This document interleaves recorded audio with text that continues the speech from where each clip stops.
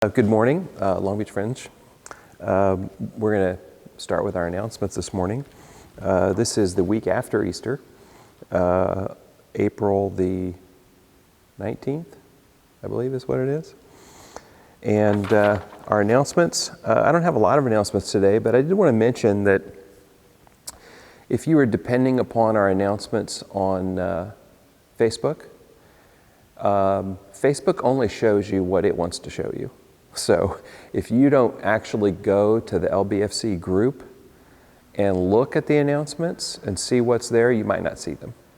Or if you don't go to the Long Beach Friends Church page, you won't see the public announcements. Also, all of these videos are being posted on the LBFC Devotions YouTube channel. So you can find them there if you have trouble finding them. And then we're also mailing out announcements to the announcements at lbfc.org mailing list. If you're not on that list and you want to be, then you should email me so I can add you to it. I am joe.ginder@lbfc.org.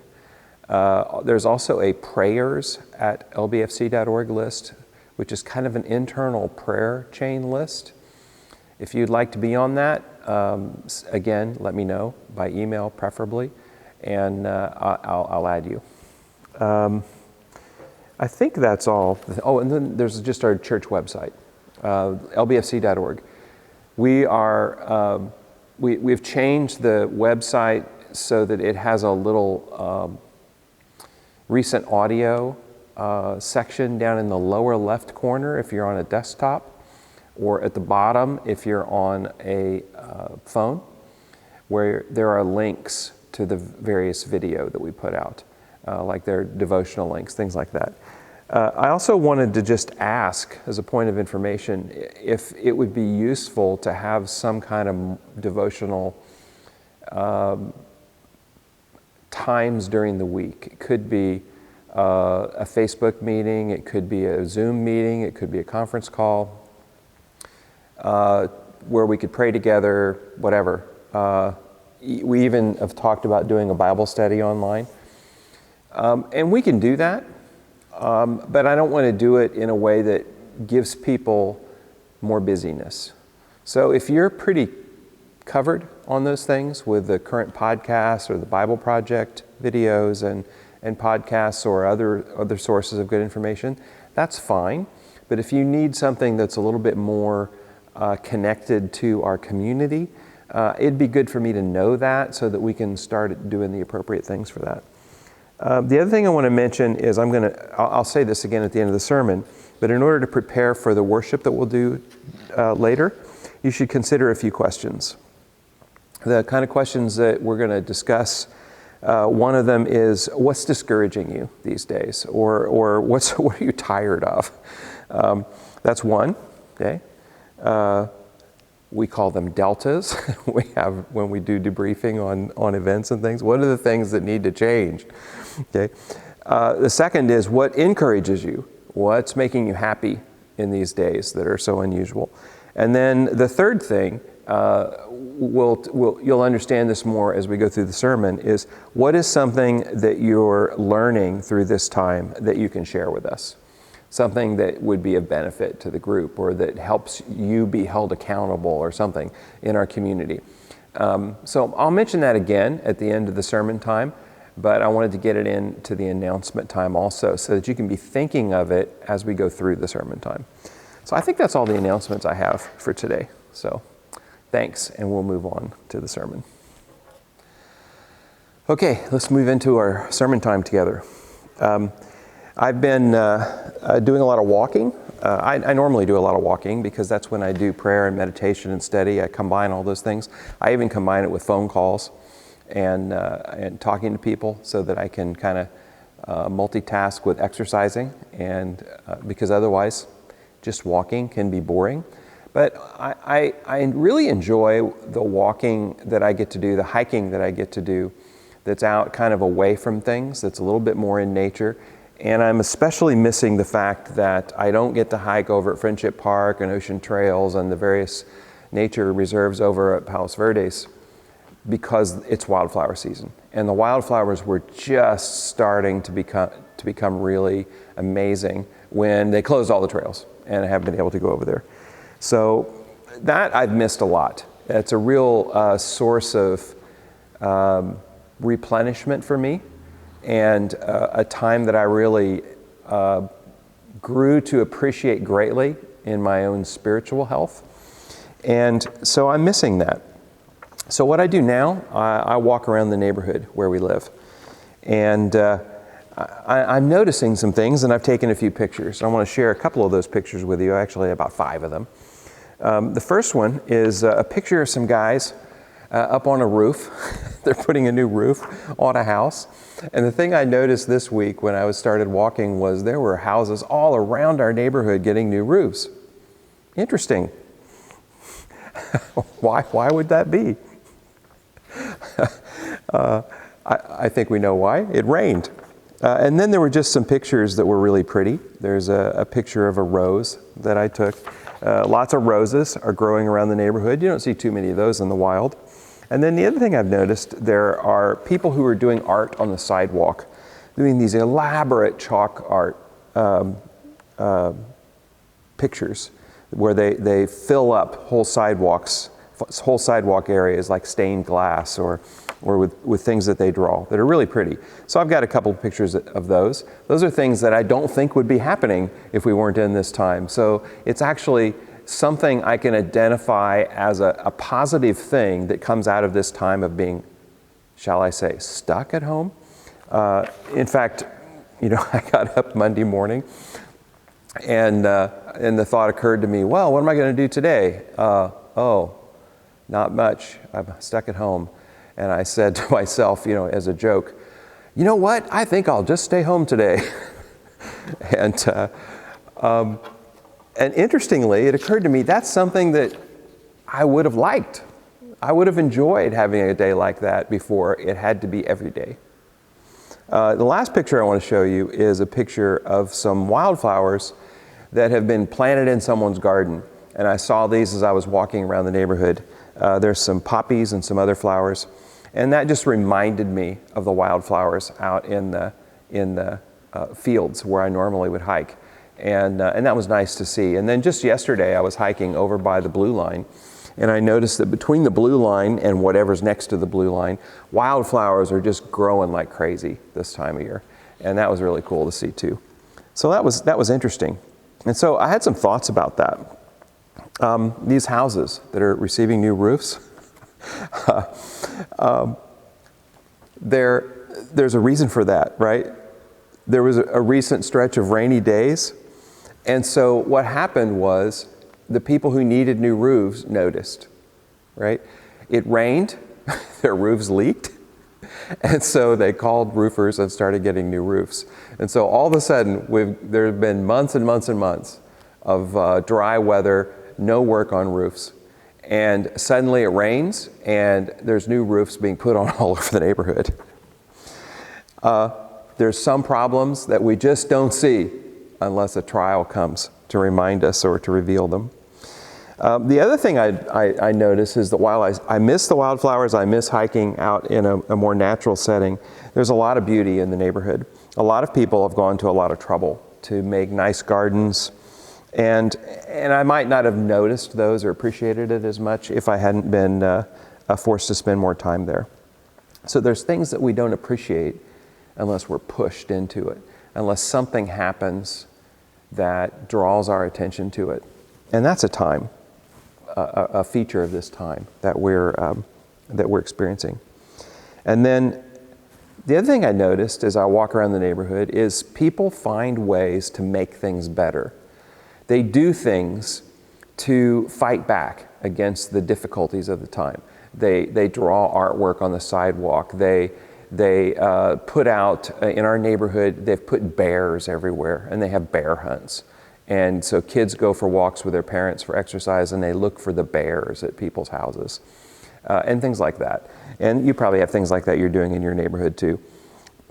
And trials do those things in our lives. They shake us up. They draw our attention to things where our lives need some upgrading, or they draw our attention to things that we didn't really appreciate before, but now that we don't have them, we really miss them. They put us in circumstances that we wouldn't choose for ourselves, but they lead to growth, and they lead to seeing beauty that we might not otherwise see. And so that's what I've been thinking about this week. And I've been combining those thoughts with some Bible study, some other studying I've been doing. And one of the passages that I spent some time grappling with this week is just one proverb, just a single verse. Proverbs chapter 9, verse 10. You may be familiar with it. The fear of the Lord is the beginning of wisdom, and knowledge of the Holy One is understanding. People have trouble with that idea of fear. And so what does that mean? There's a lot of fear going around these days. And is it like that fear? I don't think so. I don't think the fear of the Lord is intended to make you run away or avoid Him. What it is it's the realization that there is someone, God, who is much greater than us, whose power is so beyond anything we can imagine that it's kind of overwhelming to be in His presence. Sometimes people translate that fear word as respect, but it's more than that. We are a little afraid when we're in the presence of great power. I think of visiting like the Hoover Dam and watching these huge torrents of water pushing these enormous generators of tons of electricity that power a bunch of the Southwest. And it wasn't like I was afraid, but it was more than respect, right? There's an appreciation for power that we don't necessarily have an isolated word for. It brings humility. It makes us realize our own weakness, what we are not, and how much we owe to someone who created all of this, who gave us all this. Even the things that I think I accomplished from my own abilities, I start to realize, well, where did those abilities come from? I may have developed them, but where did they come from? I didn't make them. I didn't create them. I didn't earn them.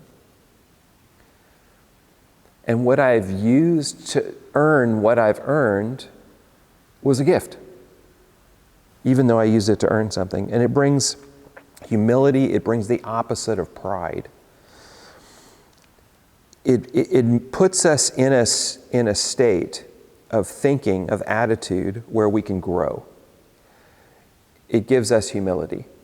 Think of, biblically, an example I like to consider is Nebuchadnezzar, the king of kings of Babylon, whose pride caused him to say that he was great. Everything in the world took its shelter under him. He had this vision of a tree. And what did God do?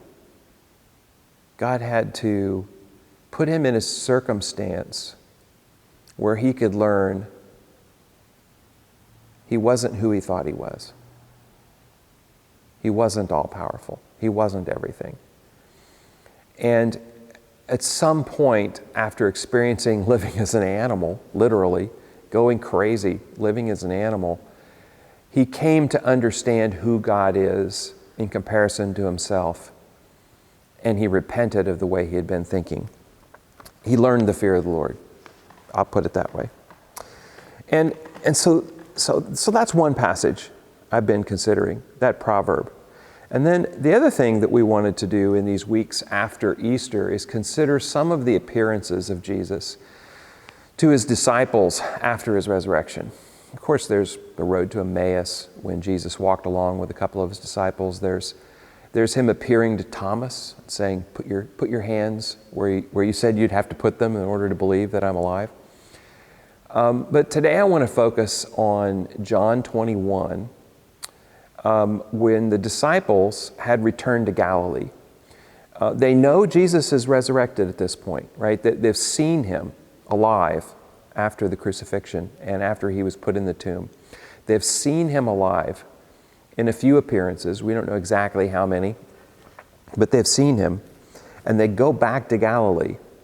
And in their life before seeing Jesus, the first time, they had, many of them, been fishermen. So they're back around this Sea of Galilee, or the Lake of Galilee, we'd probably call it today. And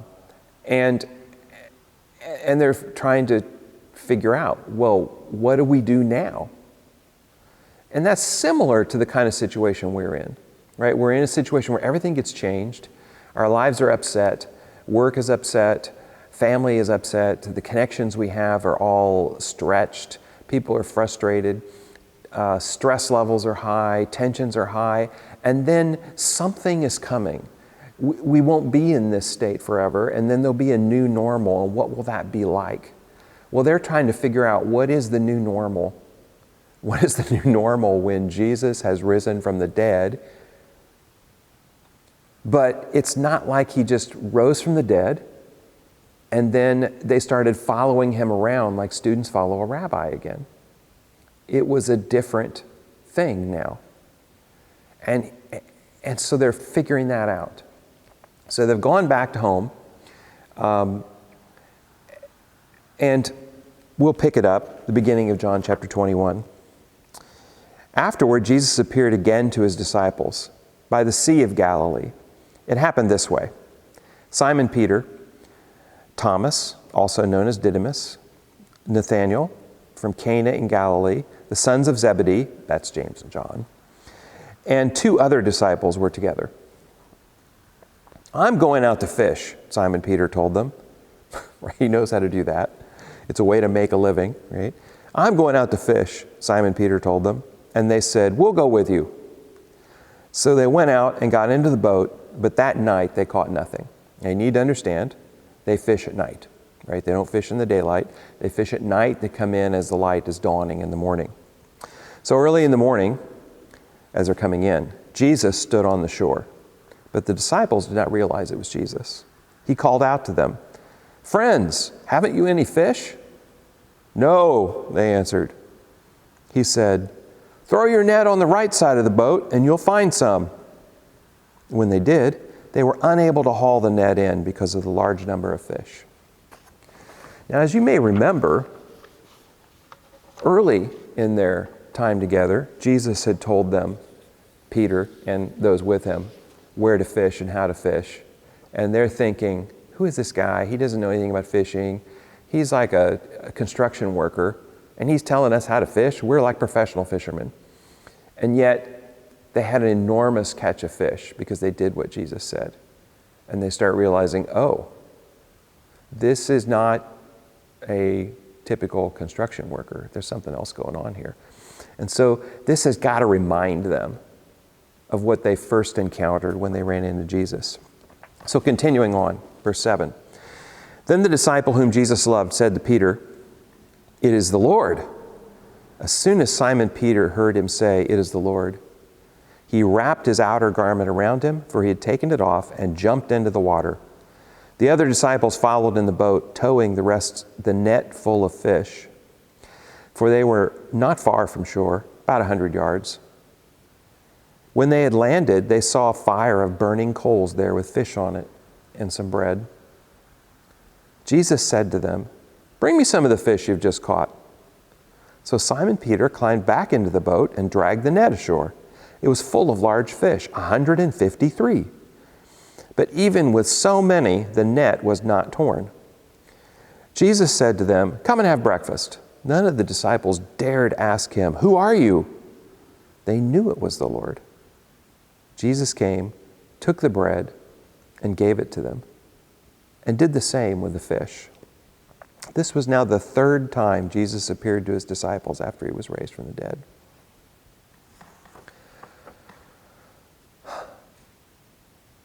So there they are, trying to figure out what the new normal is after Jesus' resurrection, going back to what they knew.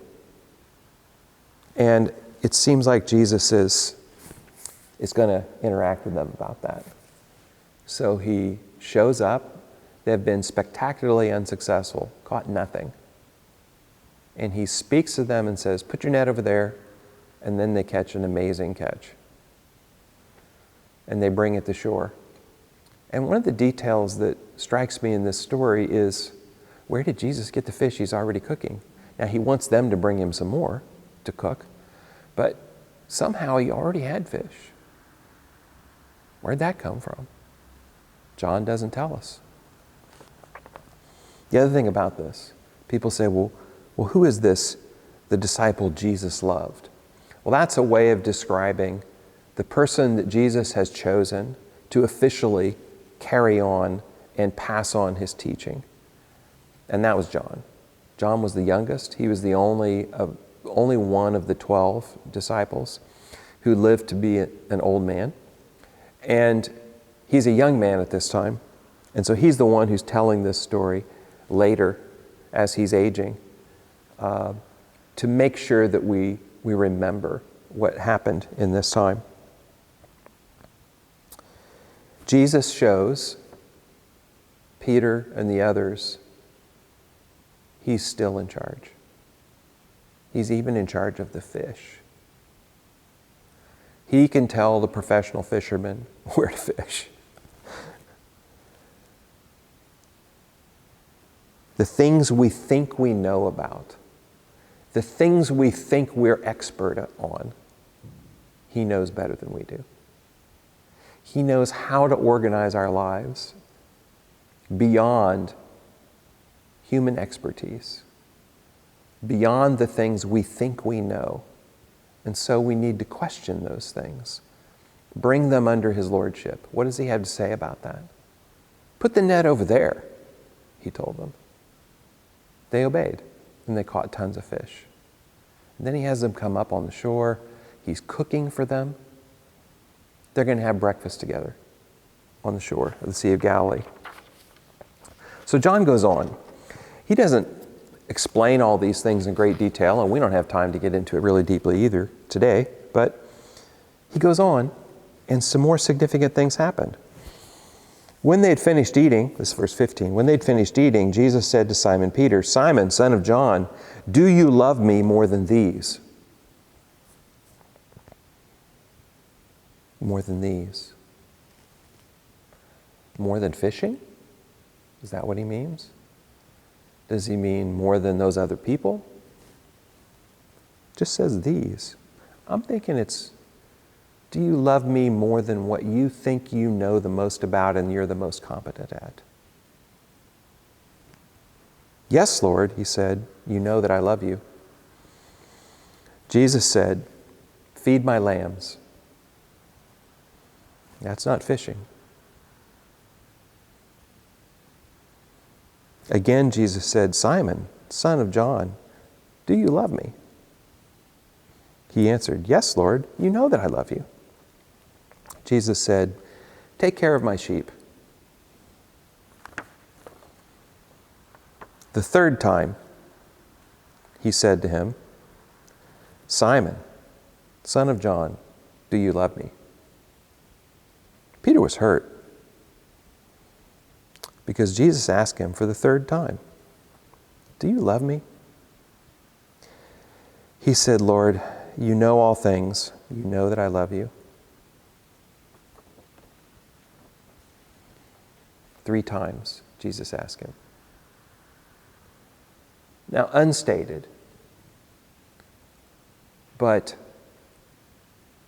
boiling beneath the surface for people who know the whole story of what's happened in these days is the fact that Peter denied Jesus 3 times when he was arrested. He was asked 3 times, do you know this guy? And he swore with an oath he did not know Jesus. He was not one of his followers. He denied Jesus 3 times. Jesus knew it, and Peter knew that Jesus knew it.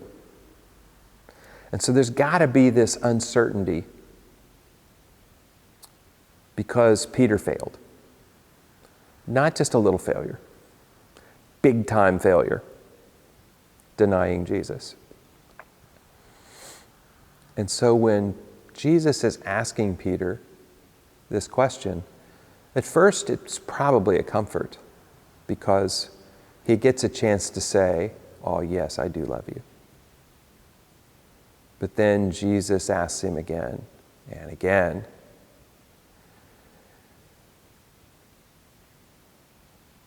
And so Peter knows he's got to be thinking about the fact that he's failed, that he has betrayed Jesus.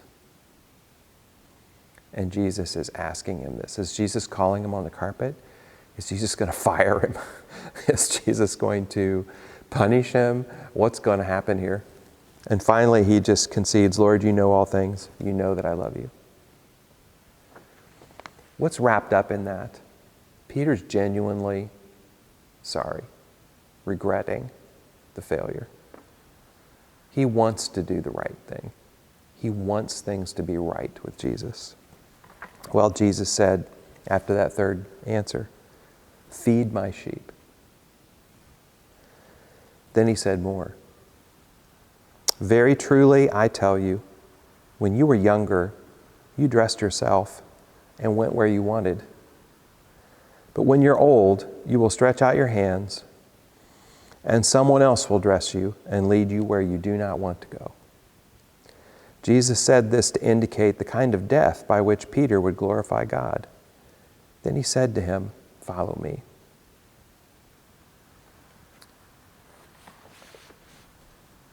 Put that in the context of what we talked about last week. Jesus is praying, "Shall I plead with my Father that this trial be taken away from me?" And he says, "No, I was created. I came here for this hour. I wasn't created." Glorify your name. Father, glorify your name. And here, John is telling us that this thing Jesus is telling Peter about what's going to happen in the future is Jesus telling Peter about something that's going to happen by which Peter would glorify God. And there's a connection of Jesus going through death with Peter going through death in the future. And then Jesus says to Peter, "Follow me." Well, I think Peter's on board, but he's still Peter. He's still human. Verse 20, Peter turned and saw the disciple whom Jesus loved was following them. Now that's John, the guy who's writing this. Young John, one of the sons of Zebedee. Strong connections to Peter through their life, but something's going on here. Peter turned and saw that the disciple whom Jesus loved was following them. This was the one who had leaned back against Jesus at the supper and had said, "Lord, who is going to betray you?" When Jesus saw him, he asked, "Lord, what about him?" Jesus answered, If I want him to remain alive until I return, what is that to you? You must follow me." Because of this, the rumor spread among the believers that this disciple would not die. But Jesus did not say that he would not die. He only said, "If I want him to remain alive until I return, what is that to you?"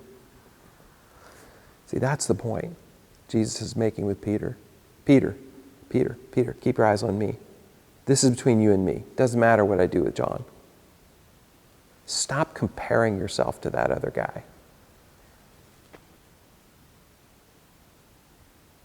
And John is remembering that. It's got to be an issue for John too. It's an issue for all of us, this comparing ourselves. Well, what about that person? What about that person? It's not fair. Well,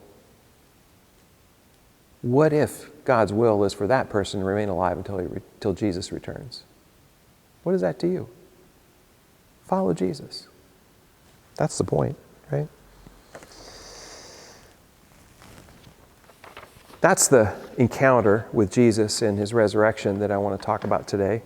I've kind of talked about it already. I have a few observations. What we can pick up from this. Jesus knows our failures.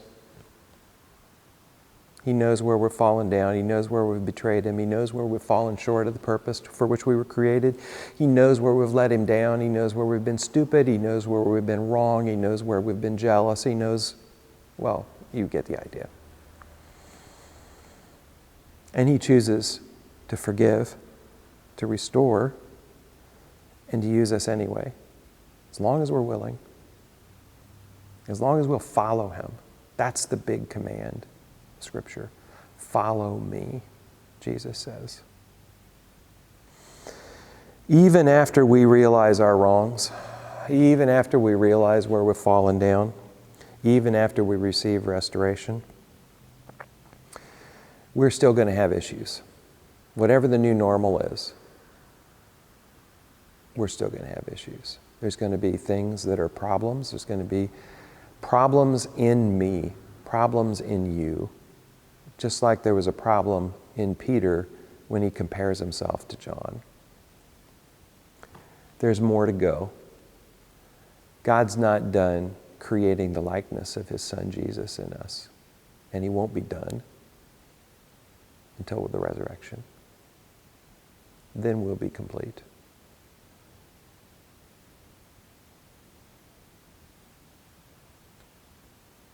There's a new normal coming. It won't be without its issues. Pray with me for a minute. I'm going to be quiet for a moment.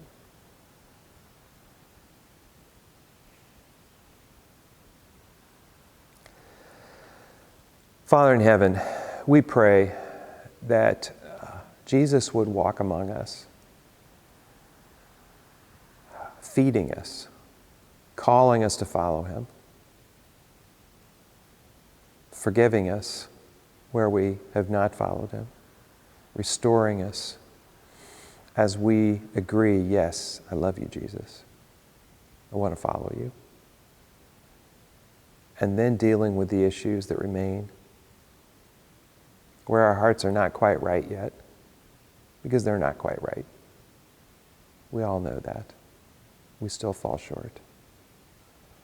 And Jesus uses us anyway. Lord, please, may your name be glorified. May your will come here on earth as it is in heaven. We trust you for the things we need. We see that Jesus was willing even to not wait on His disciples' fish, although He used His disciples' fish. He made breakfast for them. He interacted with them. He spoke to them and provided for them the things they needed for restoration, even when it wasn't fair, even when it meant His death, even when it meant them not getting what they deserved. Thomas not getting what he deserved for his doubt, but rather getting the proof that he wanted. Peter not getting the rebuke of betrayer, but getting the restoration of a disciple, even when he still had issues. We pray that you would not lead us into tough trials that tear us away from you, but rather protect us from the attacks of the evil one. Keep us forgiving others the way you've forgiven us. Building this community of your people that you've called us to be, a witness of the love that you have for us in the way we interact with one another. We pray these things in Jesus' name. Okay, so let's think about this. Here we are going through a time of trial. There's going to be a new normal. We need to acknowledge that Jesus knows our situation and even our work, even our area of expertise, our families, our relationships better than we do. Are there things that we need to re-examine? Are there things we need to pay attention to now that God has our attention? Is our roof leaking? What are the things that are frustrating us? Because those are a sign of a leaky roof. Sometimes. Sometimes it's just anyone would be frustrated, even Jesus. But what can we learn from the difficulties now that God has our attention? And our attention's drawn back to the idea that we need something greater than ourselves. Things are not going so great in many ways. And the economy's going to take a while to pick back up. There's going to be issues with school. What do we need to re-examine? We don't need to fear at this time. We don't need to be afraid. We need to acknowledge, right, the fear of the Lord, the fact that we realize how powerful He is, how great He is, means the other fears are kind of pale in comparison. They're just not worthy in the way that God is worthy of our attention, of our respect for His power, our even caution, because, oh my goodness, talk about power. Someone who created the universe. Maybe there's things we realize now that have been problems in our past. Our attention's been drawn to them. Maybe there have been failures even in this time of trial where we did things we shouldn't have done. And we're feeling kind of bad about it. You need to know, if there are things like that, what Jesus wants is He wants to forgive you. He wants to set you back on the right path. He wants to bring restoration. He wants to turn your eyes on Him, get your trust in Him built up, and know that He wants you, and that He will forgive you, He will restore, and He will even work through you again going forward. Follow Him. That's His command. Follow Him. Now with Peter, He also said, feed my sheep. But the basic command is follow me. That's what Jesus says. And then lastly, comparing ourselves with others is just deadly. What about that person? What about her? What about him? Why do they get this or that? It's deadly. Envy is just not helpful. It's dangerous. It causes us trouble. It causes us worry. It causes us frustration. What does Jesus want us to do? Focus on Him. Follow Him. Follow Him. Do the things He calls us to. Regardless of what they are. If He's calling us to it, it's important, it's valuable, it's a high calling. And it doesn't matter what other people think. What matters is what He thinks. That proverb, the fear of the Lord is the beginning of wisdom, and knowledge of the Holy One is understanding. That can help us in times like this. That fear, again, it's not to make us run away. It's not to disempower us, to make us cower in the corner, afraid. That's not what it's for. It's to make us realize there is someone greater than ourselves. Someone so much greater that a word like fear applies when we consider Him. It brings humility, and it destroys our pride, or it should. And that puts us in a good place, right? Peter's pride, the pride that caused him to take out his sword and strike the servant of the high priest who came to arrest him, that pride evaporated when he failed, when he was brought low and then confronted by Jesus. But Jesus' love restored him, said, follow me. He made it clear to Peter, I know what you did. We don't need to talk about it anymore. I still want you. Follow me. Not only that he called them to follow him. He gave them important things to do. Pride destroys that ability to follow Jesus. And that fear of the Lord is something that I think will help us get through this situation. Just like it helped the disciples to get through into their new normal after Jesus' resurrection. And they did amazing things in that time. Plain people, not highly educated, regular folks. And God used them in amazing ways. And he uses us in amazing ways. It's a good thing.